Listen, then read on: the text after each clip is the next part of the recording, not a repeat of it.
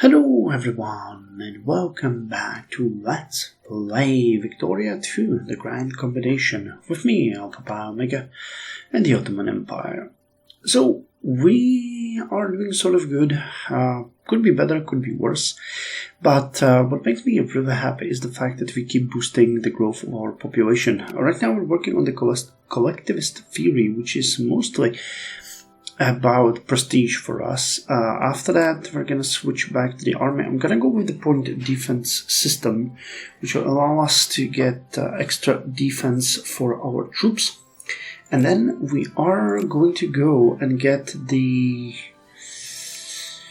inorganic chemistry, because that one gives another boost to population growth. And then we're gonna go with... You might want to get the machine guns. And then it would be nationalism and revolution. Maybe I'm not entirely sure. We'll have to see. It's just a little bit too complicated to predict right now. We'll just have to see. We're doing another recruitment drive, which is good, and we have recently switched to focusing on craftsmen because we want to boost our economy as much as possible. So that's what we are doing right now. So the economy is sort of struggling now. I'm not entirely sure why. I'm doing a little bit better, but... We're also on the brink of another Jacobin rebel uprising, and oh my god! What the hell, man?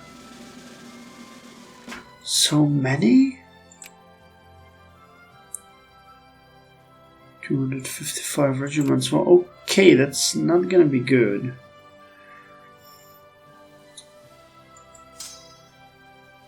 We do have armies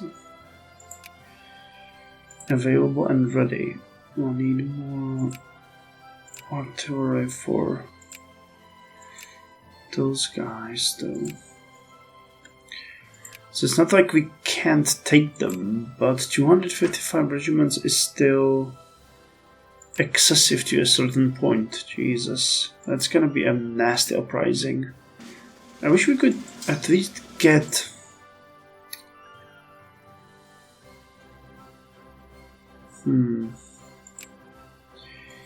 I wish we could at least get prestige from battling the rebels, because the fact that we're not even getting anything from it is just...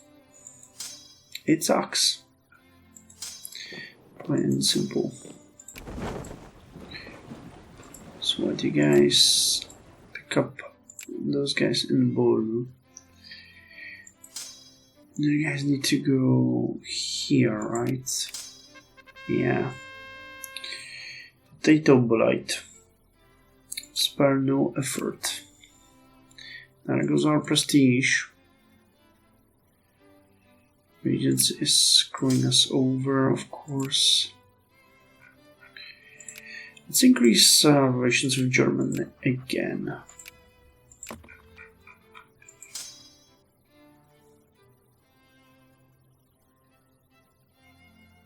Yeah, I'm not really looking forward to this uprising at all.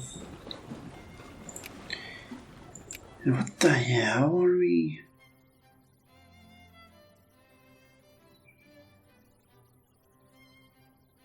Is it the social spending? The military spending? Maybe it's the military spending, because...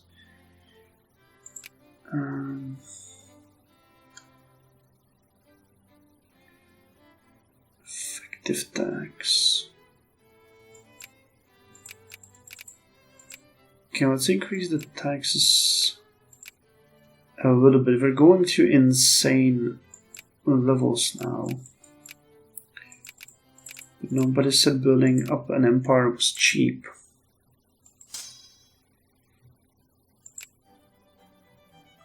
Alright, give me here. Officer insulted. Papal states. Do you even exist? Or are you in Avignon? Where's the Papal States? Here's Rome. I'm not really entirely sure. Country. Papal States.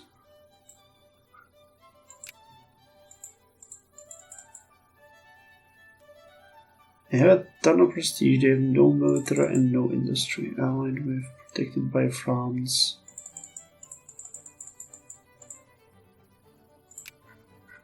I don't see them though. Let's select them. It's not okay. France.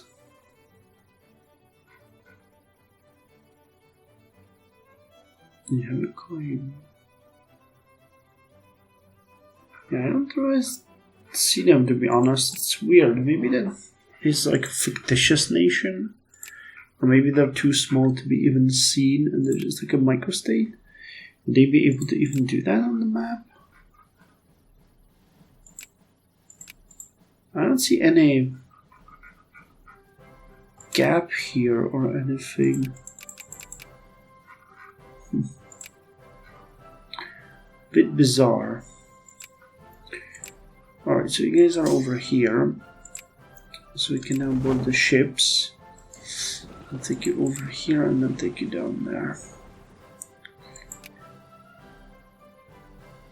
Alright, not entirely sure why, but our militancy has suddenly completely disappeared, which should be... No, it's really not helping. I should have known that. It's not helping anyone. Oh well.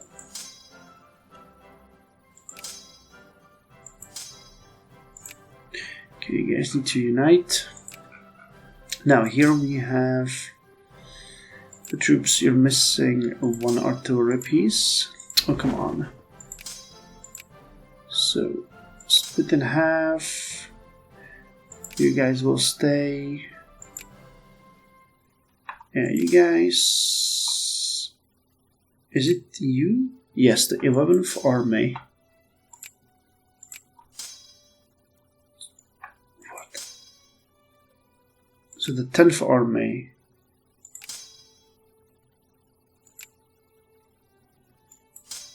Wait, what? They were both artillery? I thought in one of them was hussars. Confused. Alright, that's a mistake on my part then. That's why I was confused what's going on. But, alright then. That doesn't really hurt us. You can go there. And drop it here. I just thought that... Recruiting the hussars. Well, never mind. Never mind that, friends. We are okay. Okay, let's lower the taxes a little bit. Just a tiny smidgen. Pay the loans. What are we building?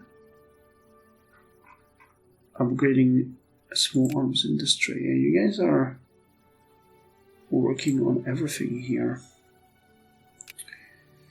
Let me just help you with the funding. These are all worthy projects. You just need to get the wood for that, and that's gonna be maybe a little bit of an issue. But it's an industry boost. Alright, so what do we have in the news? Adavamas Macht is uprising. French Republic goes to war. Insults Revolutionary Korea. Okay, some description is not working here. War between Imperial Japan and Satsuma. These are all very old news. I guess it... once you reach a certain amount, you stop getting them or something, because we would have bet that we'd already get them. Alright, you should roll the education budget a little bit more. Hopefully that's gonna help. Muscat, Oman. You are in the sphere of the British. Wait, are we in the sphere of the British? That's also a good question. I'm not entirely sure. Sugary powers. We're in Japanese sphere, alright.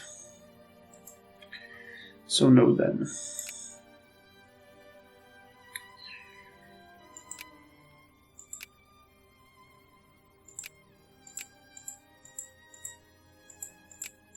Alright, turns out... Oh, I don't have money. Alright. But timber seems to be a constant issue in our empire, unfortunately. Alright, what could we do here? Are the Jacobin rebels still movements? No, they're there. Everybody else is gone though. But these guys, they're just here forever. Minimum wage movement, I'm not doing that. I'm not doing pensions either.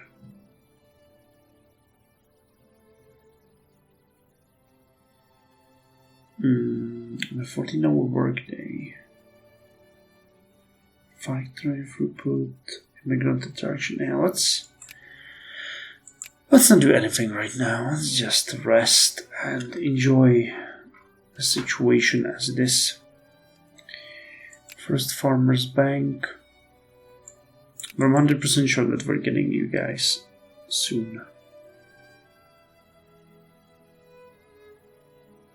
I wish I could suppress them.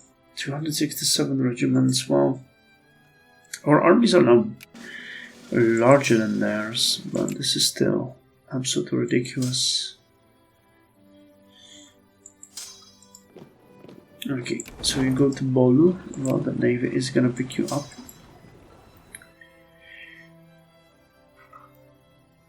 Germany is still having an issue.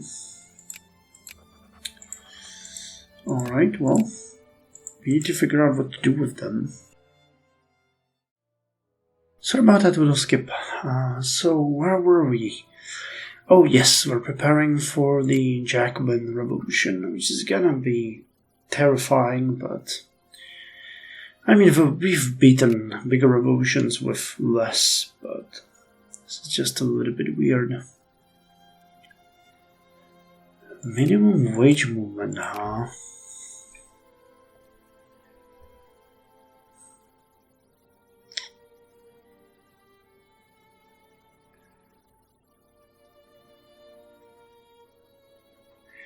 I think this doesn't affect us at all, does it? It's not like social spending. It's we know that it doesn't impact. Okay, let's go with trinket minimum wage. See what that does.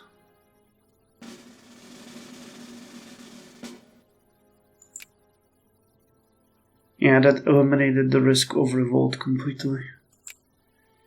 And yeah, it didn't impact us in any way. Alright, minimum wage is... There's nothing I have against minimum wage, honestly.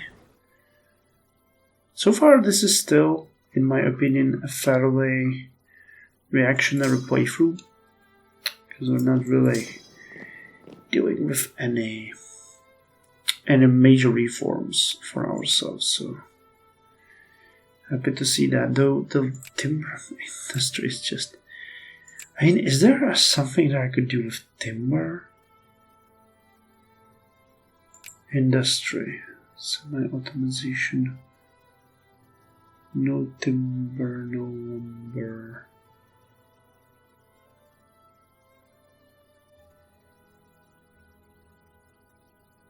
Nothing really. Inorganic chemistry, drilling and blasting.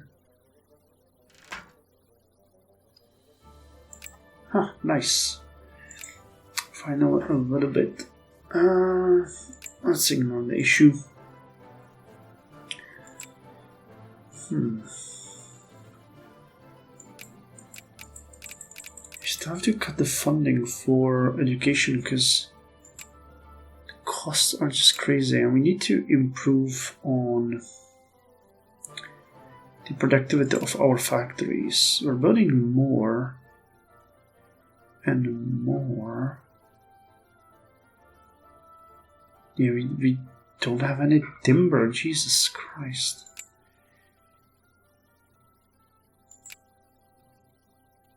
If there was something I could do to push this up. Why do we have such a little production of timber? I mean, actually, it comes from the fact that we have wood and we don't have any. Is there no. What gives us the timber industry? Is there anything like a sawmill or something? Turbine.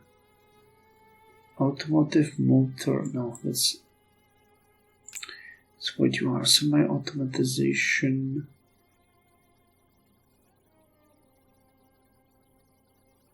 Nope. Drilling. Nope. Nope.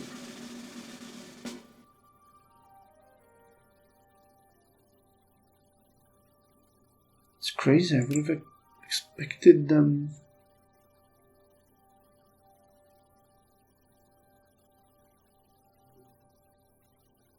It's weird. I really expected there to be something like what would you call it? Like an industrial sawmill or something like that. It's weird.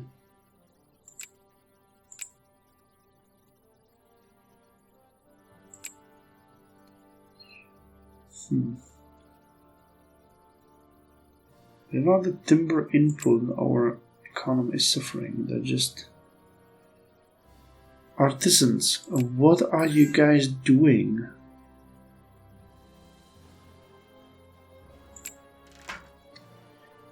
Yeah, I'm not interested in that. That's just insane because we have all of this potential for timber in almost no production. Is timber in insane demand or something? Timber price. No, it's stable. But it's in high demand. Yeah, so there's not enough of it yet. Our manufacturers just don't seem to be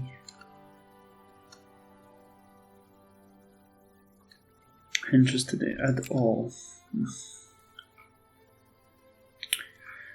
Interesting. One would have guessed that seeing that they would be all over it, but obviously that's not the case. Letters is 20%.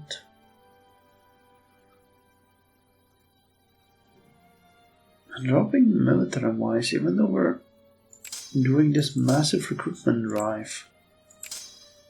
How is that possible?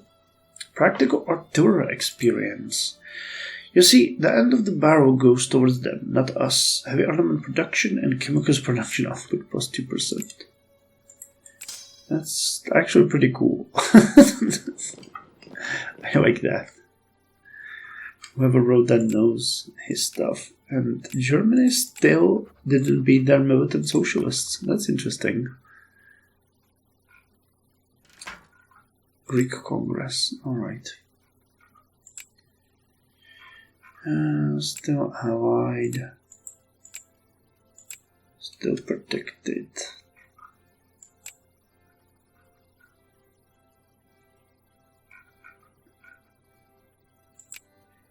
And Eastern Rumelia got annexed by Bulgaria.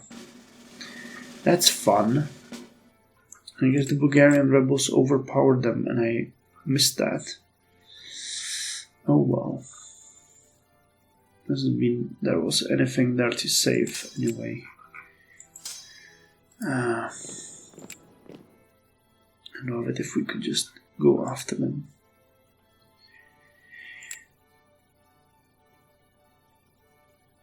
The economy is just all over the place.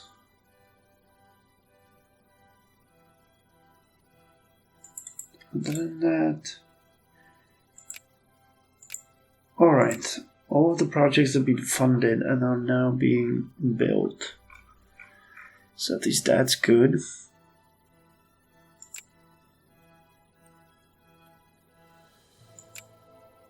They even made some money.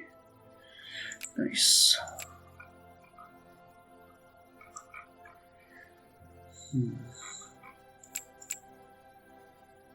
Now, unless we get... We desperately need to become a world power or great power again to start wrestling these from other major powers and getting them for ourselves. John Ramsay MacCulloch, a prolific Scottish journalist, John Ramsay MacCulloch was one of the most ardent and doctrinaire expositors of the classical Ricardian school. MacCulloch began his career as the editor of The Scotsman, eventually moving on to the Whiggish Edinburgh Review, where he served as economist editor until the late 1830s. MacCulloch used his position as the reviewer to popularize the classical theories and promote his favorite economic policies, such as the repeal of the Corn Law, the retention of the Poor Laws, and the legalization of trade unions. MacCulloch also lectured on political economy at University College London from 1828 to 1832. In 1838, he was appointed the controller of H.M. Stationery Office. MacCulloch's main work, Principles, 1825, was perhaps the first successful serious textbook in economics and a rather loyal reading of Ricardo's theory.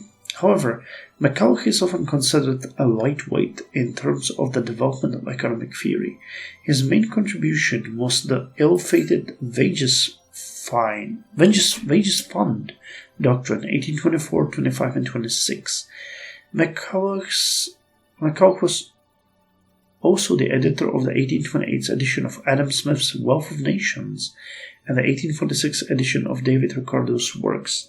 He also composed some of the earliest accounts of the history of economic thought, naturally flattering the Ricardians. His monumental 1837 treatise provided a statistical account of the failure of the Malthusian population doctrine. Loan interest is lowered. Well, characteristic theory is gonna come soon, so at least that's that.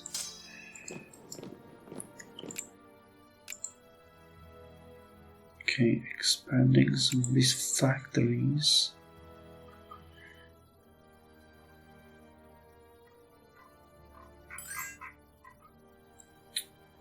Alliance from Abu Dhabi. I'm not interested. You're gonna just desert me anyway.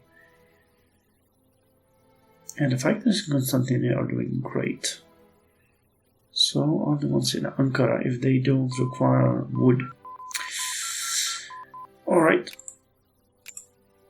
So we got technology done. Now point defense system.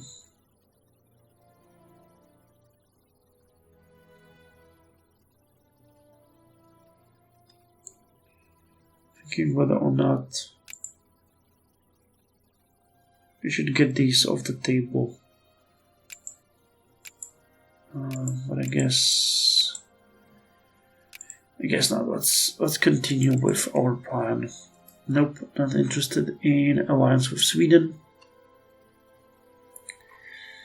Get some diplomatic points. Alright, prestige-wise we're doing much better now. Karokelsky. Friedrich Engels. Karokelsky joined the Social Democratic Party, SDP, and was responsible for drafting the Erfurt Program, which committed the SDP to an evolutionary form of Marxism.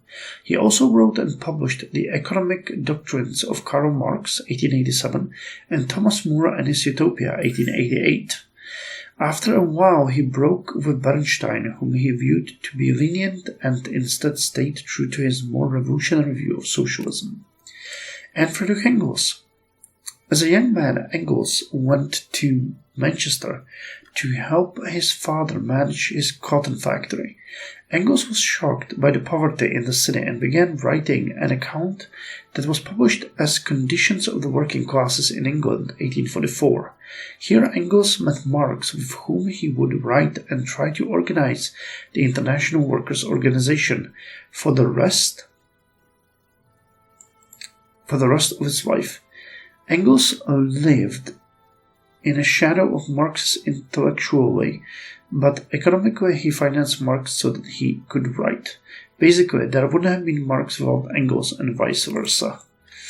And Karl Marx. Karl Marx was originally a disciple of Hegel, but evolved his idealistic philosophy. Later in Paris, he began mixing with members of the working class for the first time. Marx was shocked by their poverty, but impressed by their sense of camaraderie. In an article that he wrote for the Franco-German Annals, Marx applied Hegel's dialectic theory to what he had observed in Paris. Marx, who now described himself as communist, argued that the working class, the proletariat, would eventually be the emancipators of society. Marx's most influential works were The German Ideology, The Communist Manifesto, Principles of... Damn, we're getting so much prestige from these. The German Ideology, The Communist Manifesto, Principles of Communism, Das Kapital. For most of his life, he lived in England, where he published his works, and from where he became the most influential socialist of all time. And John Stuart Mill. John Stuart Mill was the son of James Mill, the famous utilitarian. He quickly became known as one of the more brilliant minds of the United Kingdom, and also one of the more radical. He published several books, among them A System of Logic, 1843, Principles of Political Economy, 1848, On Liberty, 1859, Consideration of Representative Government, 1861, and Utilitarianism, 1861, all of which made him the center figure of social liberalism and a more humane view of society. So yeah, prestige bumped up to 120. Cool. So the only thing that's currently bothering us is really the economy. Other than that, we are doing good. No projects, factories being built, expanded upon. Nice. So let's end this episode by looking at the ledger again. We are well ahead Belgium, but far behind Canada, unfortunately. So we need about, would that be 95 more points from military, industry, or prestige. Well, it's not going to be easy, but we're going to have to figure out how to do that then. Anyway, thank you very much, and I'll see you in the next episode.